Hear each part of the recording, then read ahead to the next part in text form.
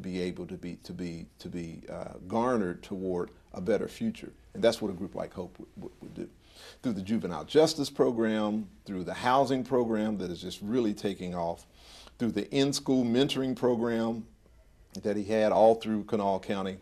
All of these are touch points to actually minister to people on the outside of the church walls. Can you say that part again? I think that's so important. He takes people from, you know. Well, yeah, because so often we will minister to people where they are, and that is wonderful. I mean, it's wonderful to feed the hungry, to clothe those that need it. But we also need programs that take people from where they are and to where they need to be. And so we believe in divine destiny.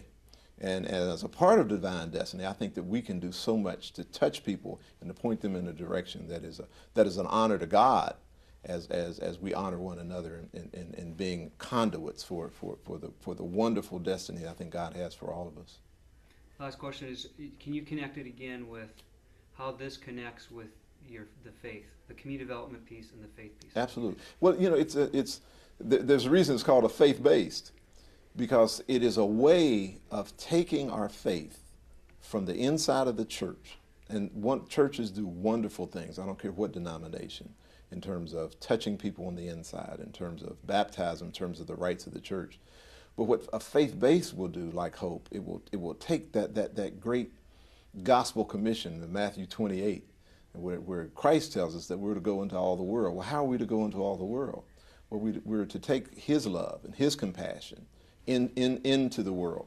And so often when we think of missionary work, we think about going somewhere far away. But the admonition that he says that we were to start at home and then to go to the uttermost parts of the earth.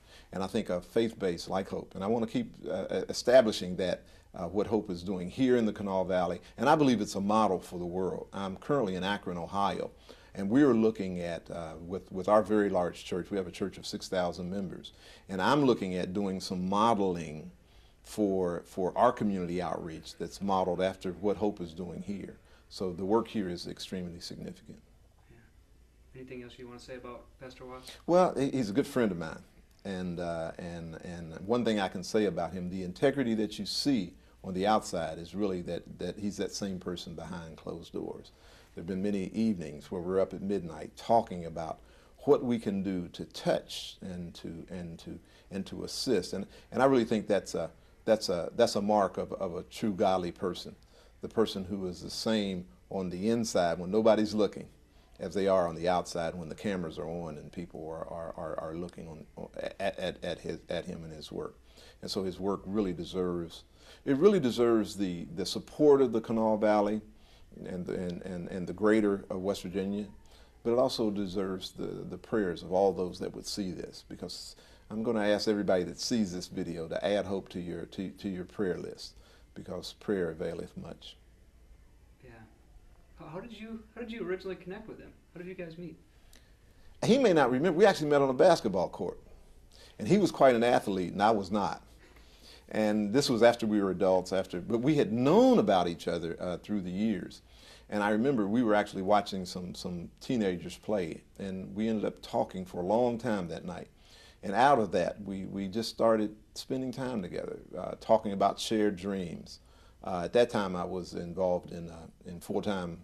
I was working as an attorney full-time, and we were thinking about how we can combine our efforts, you know, for a greater good. Because, you know, we were both like little David, fighting against, you know, the giant of the system as they were, and we thought that if we could somehow combine our efforts, and he's done an absolutely wonderful job. I've left the Charleston area a couple of times. You know, I served as National Vice President for OIC of America with Dr. Leon Sullivan. I'm now in Akron, but he's been steadfast in this Kanawha Valley, and I really honor him for that. I want, if you could say again, Hope, the name Hope, why that's just again that's important. Okay, well, because it is more than just a slogan.